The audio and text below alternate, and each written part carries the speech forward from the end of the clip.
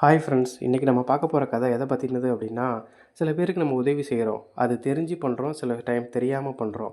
அந்த உதவி எப்படி நமக்கே ரிப்பீட் அடிக்குதுங்கிறது ஒரு கதை மூலமாக ஷார்ட்டாக பார்க்கலாம் வாங்க.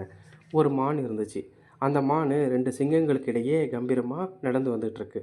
இதை பார்த்த யானை மானுக்கிட்ட கேட்டுச்சு, "உனக்கு பயமே இல்லையா கொஞ்சம் கூட?" அப்படின்னு கேட்டுச்சு.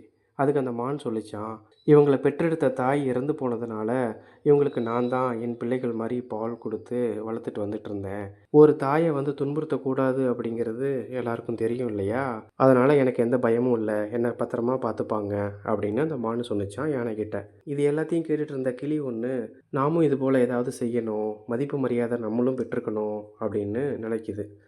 அப்படி நினச்சிட்டே போகிற வழியில் ஒரு பாம்பு மரக்குச்சி ஒன்று குத்தி தத்தளிச்சிட்டு இருக்கிறத பார்க்குது.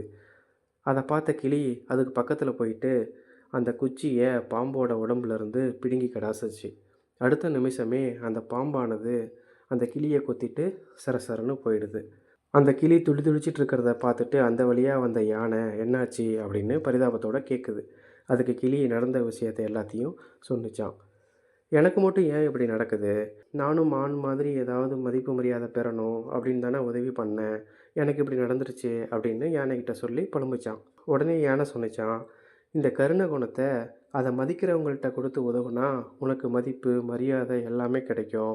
அதே விஷத்தன்மை இருக்கிற உள்ளவங்கள்ட்ட உதவுனா இப்படி தான் காயப்பட்டு நிற்கணும்.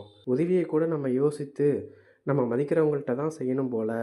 சரி வா போகலாம்." அப்படின்னு யானை கிளியை தன்னோட முதுகில் ஏற்றிக்கிட்டு அங்கேருந்து நடந்து போச்சான். ஓகே, வேறு ஒரு கதையில் பார்க்கலாம். தேங்க்யூ.